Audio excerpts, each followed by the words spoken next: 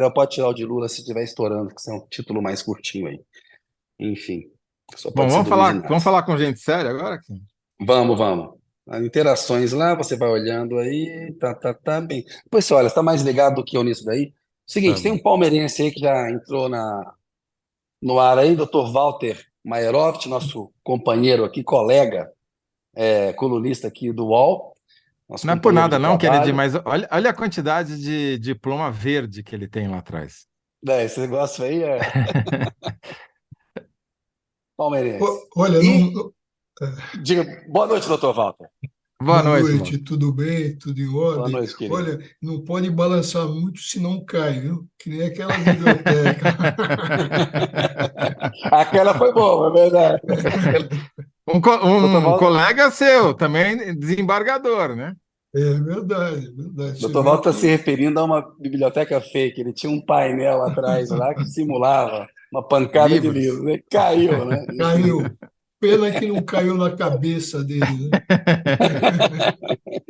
Só por ali ele já deu um indicativo de quantos livros ele leu na vida. É igual o Moro lendo biografia. Eu não sei porque eu sempre lembro do Moro, mas vamos embora, Toledo. Vamos seguir adiante Chega. aqui. Vamos falar que eu estou implicando com o Moro. Doutor Walter, a gente queria falar com o senhor. Você escreveu hoje uma Não, coluna sobre esse julgamento que teve do Supremo Tribunal Federal sobre uma regra de impedimento que está prevista no Código de Processo Penal, Código de Processo Civil, em caso que os magistrados podem atuar, não devem atuar, porque seus parentes, cônjuges, seus cônjuges, como diziam um certo juiz, seus cônjuges atuam.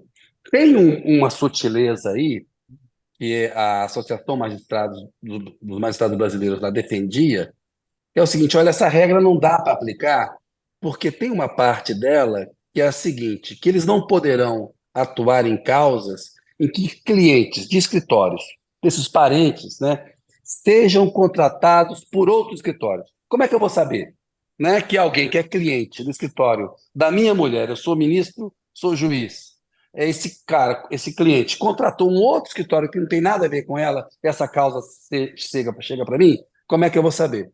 Aí ficou essa discussão, mas por maioria no Supremo, eles decidiram o seguinte: olha, essa regra não vale mais. Explica melhor do que eu expliquei, claro, e me diga o que você acha disso. Olha, vamos imaginar, Kennedy, o seguinte. É o que está me vindo, tá? Nada contra, tá? Mas vamos pensar no Gilmar Mendes, que é o nome que está me vindo agora, não sei por quê. E vamos pensar na mulher do Gilmar Mendes. Tá? Então, a mulher do Gilmar Mendes vamos imaginar, procuradora da JBS, que é uma empresa enorme, etc.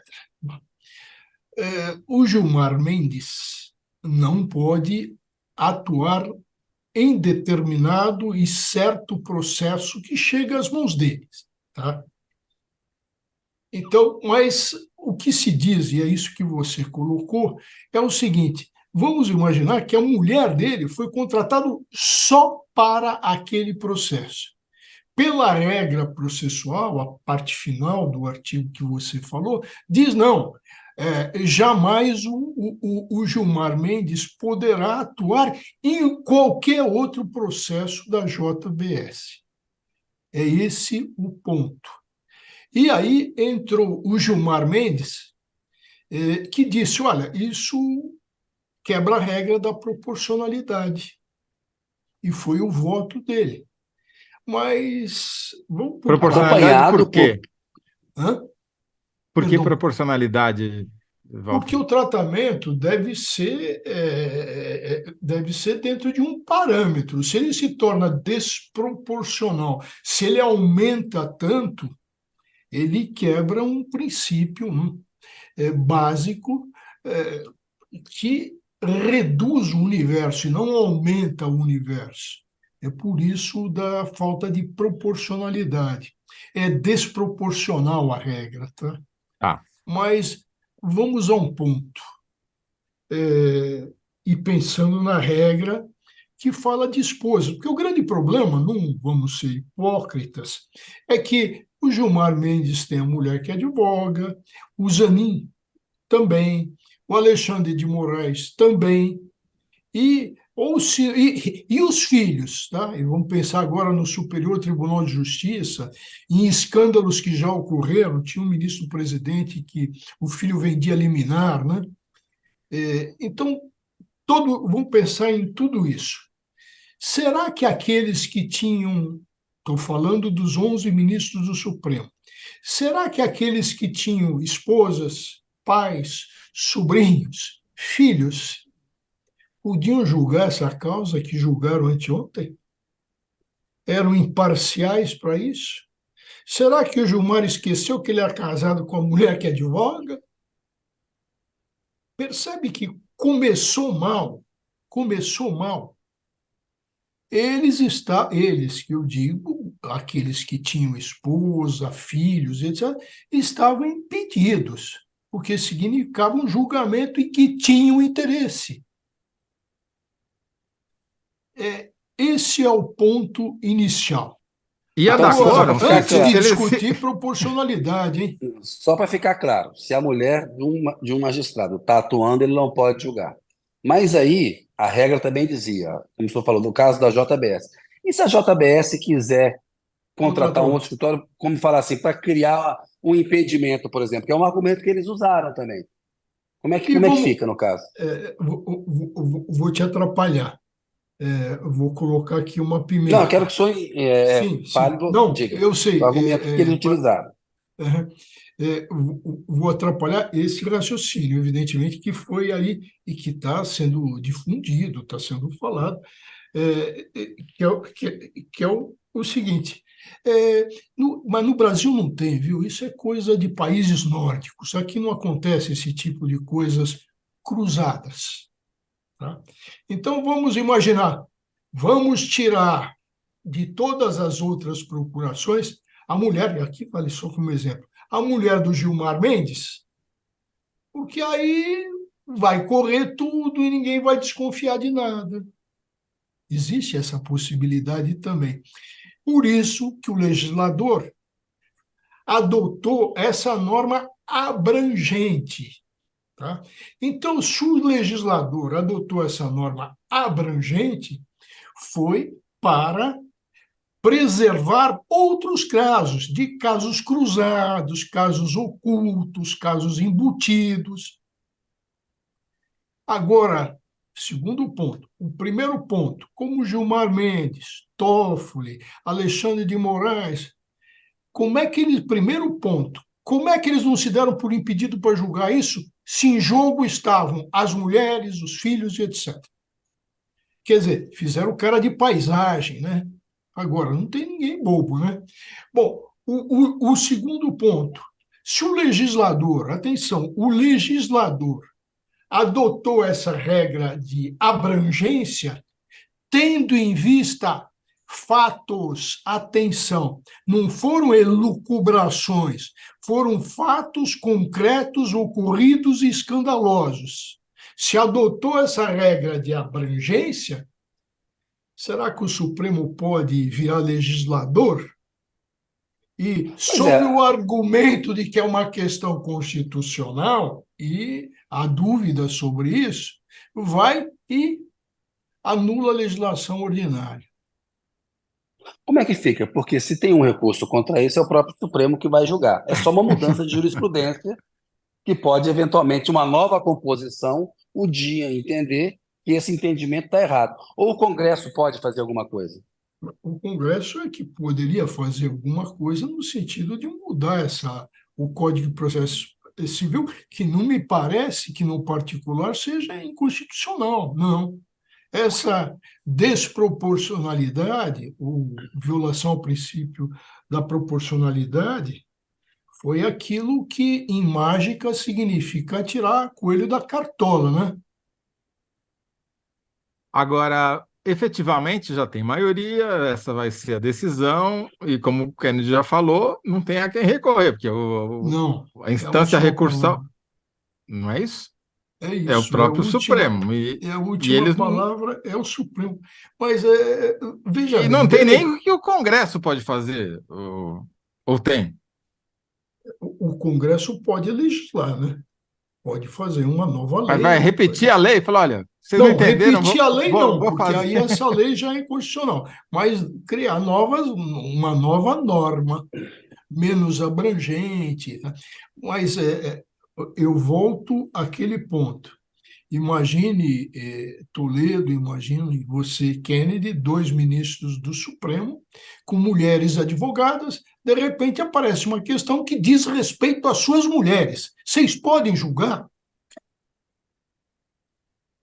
Aí é regra Pela decisão, como é que fica efetivamente? Vamos supor, então, que a esposa de um dos ministros apresentasse qualquer tem que se recurso, declarar impedido, ação. não pode julgar. Tem que se declarar impedido, não pode, e todos julgaram. Tem uma Hum, questão, vamos usar a expressão, Ética uma aí. questão preliminar, uma questão de ordem ética. Sim, sim. tá. O Como é que entendimento do julgaram? senhor tem uma Julgaram em questão. causa própria, poxa. Julgaram em causa própria. Ô, doutor Eu tô- Walter, sem Toledo, discutir você quer o continuar? artigo. Né, eu só Eu tenho queria, uma. antes de mudar de Diga. assunto, só fazer uma última pergunta, porque a pauta com o Walter hoje está extensa. Sim. Consultoria jurídica grátis que a gente tem aqui com o Walter. É, Pô, mas eu sou sempre minoria, o Supremo sempre faz o contrário do que eu digo. Mas você falou de uma coisa que eu acho muito importante, quer dizer, o legislador, quando legislou, tinha em mente fatos concretos que já tinham Fatos ocorrido. concretos. Então, vamos tirar os ministros do Supremo da sala e vamos pensar olhando o passado. Quais eram esses fatos concretos que já tinham acontecido e que levaram a essa legislação? Era troca de chumbo, quer dizer, o cara apresentava uma ação em outro tribunal, não vamos nem falar do Supremo, em outro tribunal, em que ele representava os interesses de um cliente que era do filho ou de um parente de outro ministro. Como é que funcionava esse esquema que motivou essa legislação? Funcionava da seguinte forma, que o impedimento, vamos imaginar, tá? O impedimento, autor da ação a outra parte do outro polo requerido, B. Uhum, A, mulher de um ministro, advogada do A. Advogada do A. Aí se falava, bom, mas advogado A não pode. Aí se falava, isso estou falando antes de 2015, antes da lei. O que se diz? Qual era o entendimento? Não, o impedimento que estava no Código de Processo Civil antigo era com relação à parte, não com relação ao advogado da parte. Tá? Parte e advogado da parte se tá. distinguiam. Eu não sei se tecnicamente isso é um assunto difícil Não, eu de entendi. Quer dizer, colocar, não mas era o filho, o parente não era quem estava movendo a ação, não era o era o acusado, advogado. Então havia era o uma advogado. distinção Então, o entre advogado advogado não é podia. parte, ó, então está Tá bom, fora. Então, no caso do exemplo que eu dei, a mulher do Gilmar era advogada, ela não é parte. perfeito. E aí, Percebeu? não, então, E aí é podia que tudo. veio o novo código em 2015 e fez todas essas alterações num momento em que alguns escândalos já tinham pipocados com relação a ministros do Superior Tribunal de Justiça, a tribunais de justiça dos estados. Não se tinha mais o quê? Não se tinha o princípio básico da imparcialidade do julgador. Um julgador tem que ser imparcial, insuspeito. Daí eu ter colocado naquele artigo do Walter, lembrado a história da mulher de César. O César vai a uma CPI do Senado da época. Por quê? Porque tinha uma festa de uma deusa, que era só para mulheres, e no palácio dele foi encontrado Não um termina bem homem, essa história do César ir ao Senado, a gente sabe. como Não termina bem essa história do César ir ao não, Senado. não Essa é termina uma... bem, porque vamos deixar bem claro, ele foi colocado no Senado numa posição, olha, a sua mulher foi infiel? Ele diz, não, jamais. o sujeito que estava lá, tal, invadiu aquilo, e jamais. Aí o senador pergunta para ele, um Randolph da época, tá? Um Randolph da época pergunta, mas escuta aqui, ó, se o senhor está dizendo que a sua mulher é honesta, por que o senhor recusou a sua mulher? Aí ele diz, porque eu sou imperador, eu sou o grande imperador e não basta a minha mulher ser honesta, precisa aparecer um povo honesto, e o povo está achando assim que não é. Então, não basta um ministro do Supremo ser imparcial, ele precisa parecer também dessa forma, imparcial e suspeito. Quer dizer, Ô, a doutor Val, conclusão que eu Tá chego boa aqui, já essa mudando. frase aí, você já pode anotar, viu, Toledo? Tá bom, não, já só para Pra- mudar de assunto, Não então a minha basta ser conclusão é que imparcial. juiz não é parente, né? Juiz pode ser qualquer é coisa, mas verdade, eu esqueci parente. de fazer a pergunta do bloco, doutor Walter, é que o que Toledo a gente tinha feito, que é exatamente essa, que juiz não é parente, né, que é uma brincadeira com Sim, o sim. Brizola em 64, quando se cogitava, antes do golpe, né, 63, 64, em concorrer à sucessão do João Goulart, havia na legislação da época um impedimento para que o parente concorresse, Do né, presidente, a né? disputar a presidência. E aí criaram o famoso slogan, né? Cunhado não é parente, Brizola para presidente. Aí o Toledo fez a brincadeira com a pergunta se como é que é? Juiz não é parente? Juiz não é parente. A conclusão é que juiz não é parente. Eu É diria tão que incólume, é tão, né, acima do bem e do mal que não é parente de ninguém. Tem de os olhos ninguém. vendados, Perfeito, perfeito. né? Como Tá bom. também a torcida do Corinthians, num rasgo de sabedoria, diz sempre que sogra não é parente, né? Ô, doutor Walter, daqui a pouco o Zé vai, nós vamos fazer a síntese do bloco em relação a essa primeira pergunta, mas tem um outro tema que eu acho que é controverso, vejo o argumento para os dois lados e queria ouvir a opinião do senhor. O advogado de defesa do Bolsonaro questiona a competência do STF para julgar o caso das joias. A Polícia Federal entendeu e fez um pedido ao ministro Alexandre de Moraes, que aceitou, e a alegação da Polícia Federal, eu vou pegar aqui qual é a chamada conexão Conexão. probatória, Aham. né? Quando existe um vínculo objetivo entre crimes diversos, de tal modo que a prova de uma infração, de um crime, ou de qualquer uma das circunstâncias que levaram aquilo, influencia no outro crime cometido. Por que que a Polícia Federal fez esse pedido? Porque ela diz o seguinte: ó, estamos investigando uma organização criminosa que primeiro organizou ataques aos opositores, aos ministros do Supremo, né, às instituições. Tentou dar um golpe de Estado, abolir o Estado Democrático de Direito. Falsificou vacina, atestado de vacina e atacou as medidas sanitárias. E, por último, usou a estrutura do Estado para obter vantagens, ou seja, vendeu patrimônio público, que é a questão do caso das joias.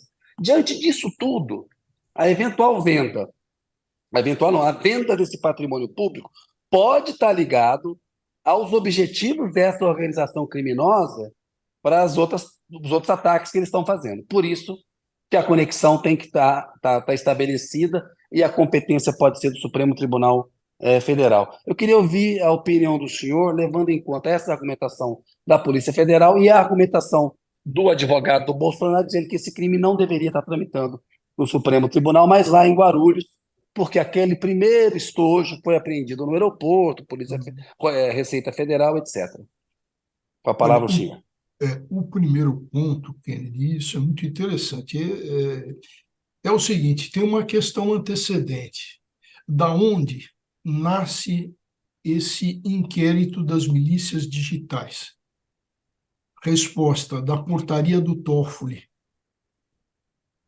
que os ministros entenderam, depois dessa portaria do Toffoli, que nomeia o Alexandre de Moraes para todas essas apurações. Essa portaria teve um voto contrário, foi aprovada pelo plenário contra o voto do ministro Marco Aurélio, então ministro, né? Mas foi aprovada. O que se entendeu nisso tudo? O Supremo tinha sido atacado, lembra? Jogaram bombas e etc. Então, o Supremo entendeu e fizeram uma leitura, não vou ainda dizer o que eu acho disso, mas em cima do regimento interno do Supremo, e viram a necessidade de se ter um instrumento de autodefesa que eles chamaram de autocontenção. E daí aprovaram o tal do inquérito, que é um inquérito judicial. Então, esse inquérito das milícias decorre da portaria, ou seja, do Supremo, entendendo que precisava de um instrumento para sua autodefesa, para autocontenção. A se entender que não existe inquérito judicial, que isso foi uma invenção, que isso foi uma leitura torta do regimento que estabelecia poder de polícia só para sessões e que se ampliou isso. A partir do que se vai entender nessa situação é que vai sair a resposta. Ou seja, para aqueles que entendem que é legítimo o Supremo ter partido para um inquérito judicial e para autocontenção, é evidente, para quem pensa assim, é evidente que pode existir uma conexão probatória ou uma continência, que é algo até muito mais abrangente, em razão disso que você colocou. Agora, para aqueles não bolsonaristas, e aí eu levanto a mão, que entendem que inquérito judicial é uma excrescência e que não existe essa possibilidade, que o Supremo exagerou e se tornou um superpoder, e se está agora amolando o Bolsonaro e atuando em cima do Bolsonaro, vai poder, com esse superpoder, pegar o Lula e outros presidentes que vieram. Então, não vamos ser imediatistas, mas vamos pensar na Constituição e nesse superpoder que tem o Supremo e nos exageros que a gente está vendo. Por exemplo... Então, toda a investigação está comprometida no entender do senhor, não só das joias, porque tem um vício de origem aí. E aí nós voltamos para a primeira parte da nossa conversa. Exatamente. Mais uma vez, o Supremo entende uma matéria de uma determinada maneira. Numa democracia, ele tem a última palavra, inclusive para errar. Sim. Tem que ser respeitada, mas é uma situação de fato, mas só vê aí um problema técnico, de técnica jurídica. Sim, e outro problema, que se vai pegar isso aí, por exemplo, o Bolsonaro vai pegar isso aí vai ajudá-lo a colocar planos de vítima. Eu fui julgado com violação ao princípio do juiz natural. Do duplo grau de jurisdição, aquela coisa toda. Tudo isso, percebe?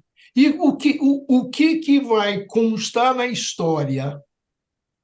O que a história vai revelar? Vamos pensar daqui a 20, 30, 40 e outras gerações, outras gerações, como vão analisar esse papel? Como vai ser a imagem do Supremo e como vai ser a imagem do Brasil? Alguém vai falar, opa, o princípio do juiz natural é o princípio do juiz pré-constituído em lei.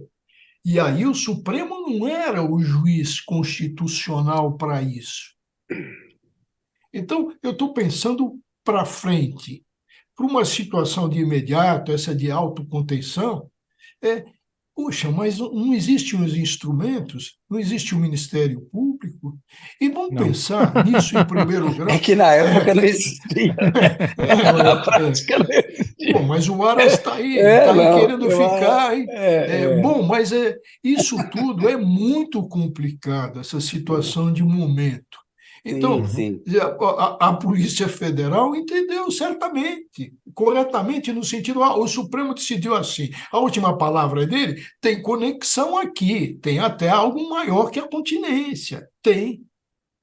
Agora o advogado já apontou e já esperneou nesse sentido o que Sim. evidentemente está na dele, né? Mas Sim. é um problema que eu eu vou contar aqui um segredo, e que fique por aqui, tá? Que ninguém nos ouça. Tá, não, só Mas nós Não vai, três não, e os só nós três. analyzers. não, Vamos não vai sair daqui. imaginar se tudo isso baixa para primeiro grau de jurisdição.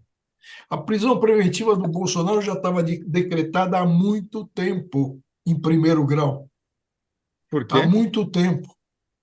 Porque eles iriam verificar uma necessidade disso, uma fuga iminente, coisa que o Supremo está se guardando.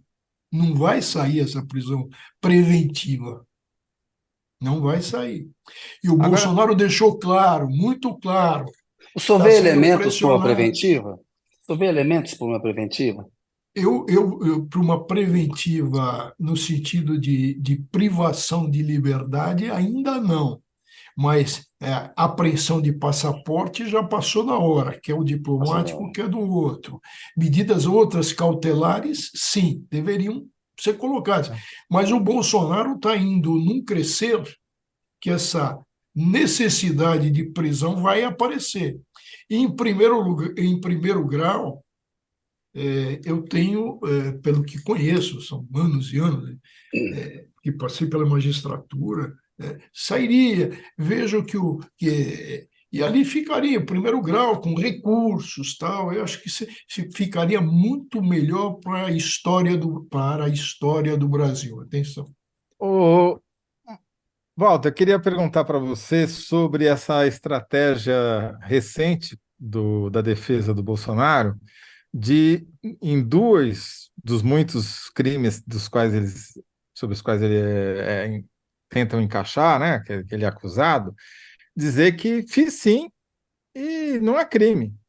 Primeiro, no caso das joias, dizendo que ele tinha todo o direito de fazer o que bem entendesse, porque as joias eram dele, presidente personalíssimo, que, portanto, não existe crime nenhum. E agora, uma novidade, falou que mandei mesmo. Qual o problema? Sobre as mensagens golpistas que ele mandou os empresários bolsonaristas reproduzirem o máximo possível. Essa tese cola?